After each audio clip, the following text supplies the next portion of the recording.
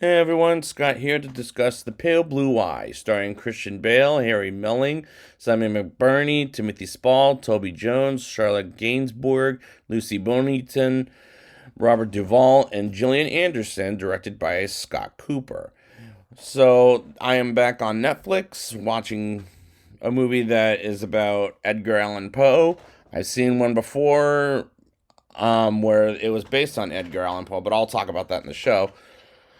And let's see how this movie goes compared to that other one. Let's get into it. Here goes. It's 1830 as we begin with the detective Augustus Landor, played by Christian Bale, being approached by Captain Hitchcock, played by Simon McBurney, who's obviously a captain of the United States Military Academy in West Point, as he's hired by Superintendent Thayer, I don't know if I said that wrong, played by Timothy Spall, to solve the mystery of someone who was killed, as it begins with picking up a body with Dr. Daniel Marquis, played by Toby Jones, to meeting the cadets. And the movie is so far not very understanding with the accents versus where this is going as far as the plot is concerned. And I'm honestly not the biggest fan of the movies set in the 18th century because it gets to the point where it gets too boring and pretentious.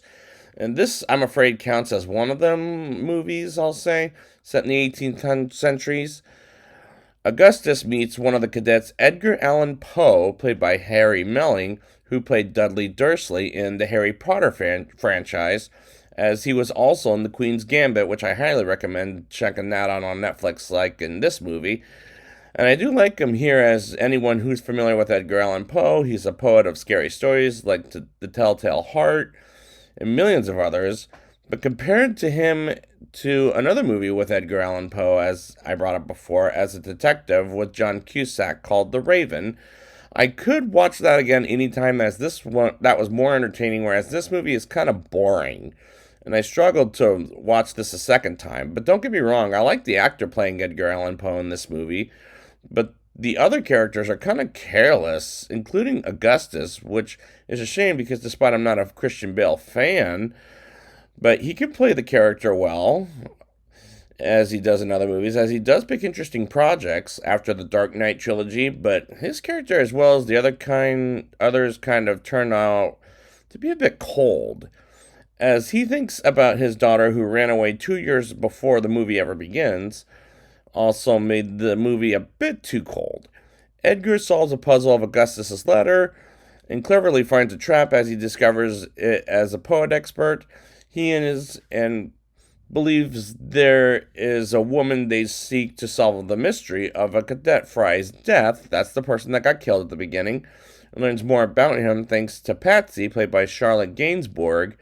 And the writing is kind of accurate to the 18th century, but I'm just mostly bored and I'm trying not to fall asleep, as the first time I watched this. Okay, let me be clear. I watched this movie 3.5 times.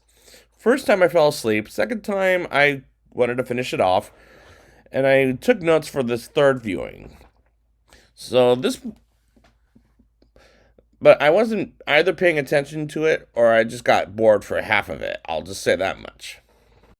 Augustus takes Edgar to see Jean Paul Pepe, forgive me if I said that wrong, or Jean Pepe, let's say, played by Robert Duvall, to learn more about Fry's death by poetry, particularly in French, while Edgar is helping solving a case by bailing himself out of class at the academy.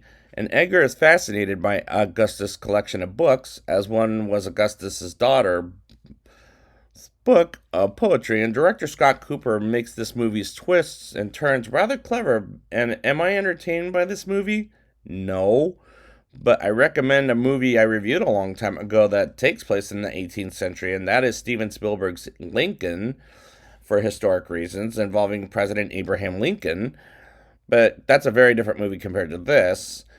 Edgar has drinks with the cadets while playing cards and getting drunk, and they bring up Fry as he was suicidal because of Artemis, whom we met his father Daniel, but we'll meet his mother Julia, played by Gillian Anderson. And the other cadets bring up his sister Leah, played by Lucy Bonington, from the 2017 Murder on the Orient Express and Bohemian Rhapsody. as we're introduced to her dancing. And am I connecting with these characters? No, because I don't get to know them like all that well, except for Edgar Allan Poe, as it's more his movie than Augustus at this point, as we get to Fry's funeral, as his mother gave Augustus a book of his journal, while the same day he bumps into Daniel and his wife Julia, as we're finally introduced to her in the movie. And Julia seems kind of awkward, and I feel like there was something up with her. We'll get there at the end. While getting to briefly know him, as I would have been frightened of her. And yeah, the ending will tell you why, but we'll get there.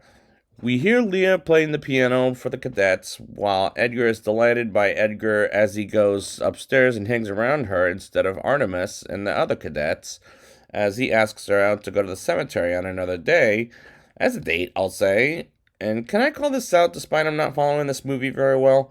But I get the impression Edgar has the hots for Leah, and these two have chemistry.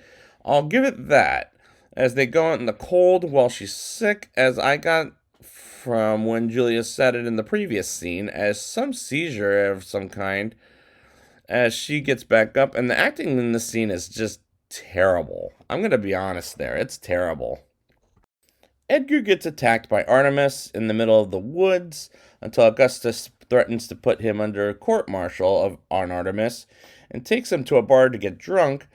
And this movie is kind of hard to see at times because of how fucking dark it is. And is this trying to go AVP Requiem? Because it feels that way, as this movie is well shot during the day, but at night, I can't help but think of AVP Requiem, which is not a good thing. And this is an ugly looking film when it's shot by day and night.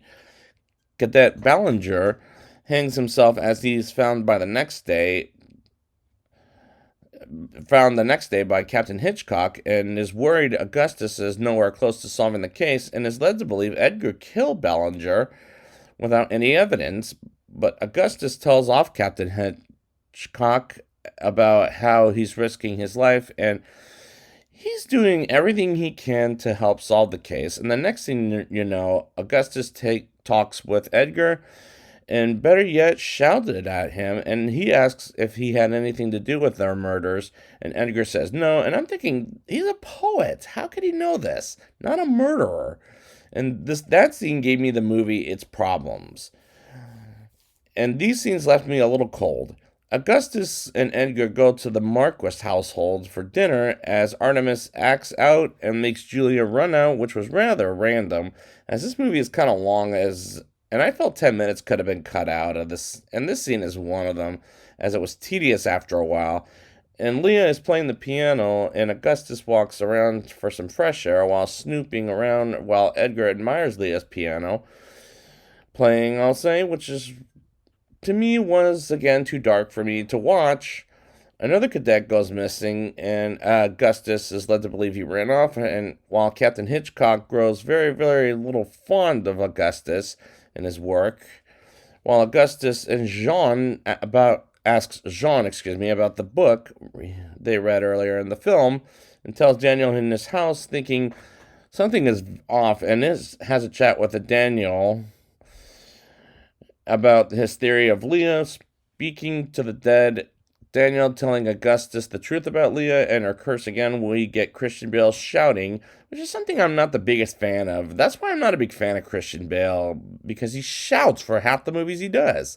As Edgar keeps Leah company, and this movie is all over the place at this point. I'm like, oh my god.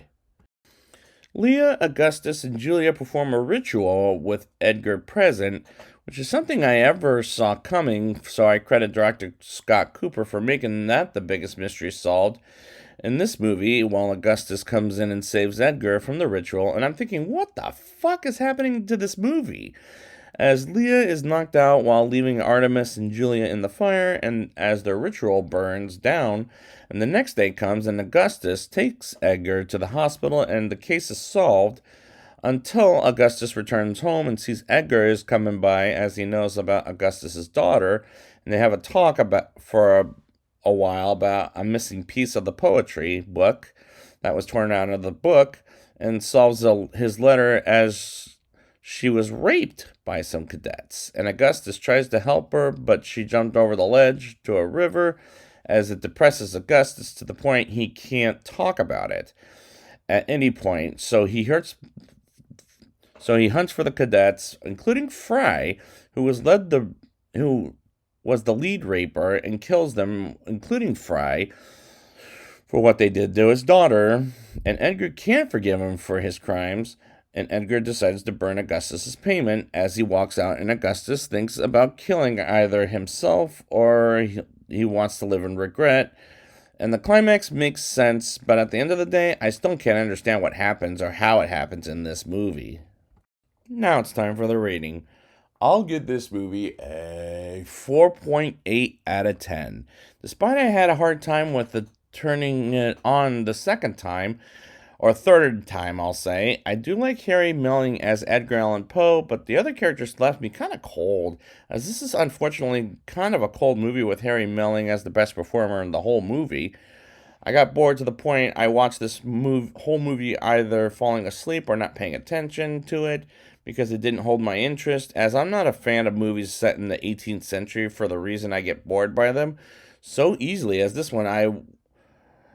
As only one I recommended from that era is Steven Spielberg's Lincoln, which I reviewed a long time ago in the Steven Spielberg dramatic work retrospective, because it kept me excited to learn about President Abraham Lincoln, as I don't really care for Edgar Allan Poe, but The Raven was more entertaining than this movie. This movie is well made, as director Scott Cooper does make this movie at times clever, but it's unfortunately not enough for me to give it a recommendation, as this is a mild non-recommendation, but this is not crazy hard good. But it's not a great movie either, so yeah, I gotta give it a mild non-recommendation. So I'd like to thank you guys for joining me, or coming back with me to Scott Cooper. I did do his previous works, like about 2 years ago, maybe? Something like that, I forget, but maybe a year and a half. But anyways, until he makes another film, let's read about Edgar Allan Poe, folks.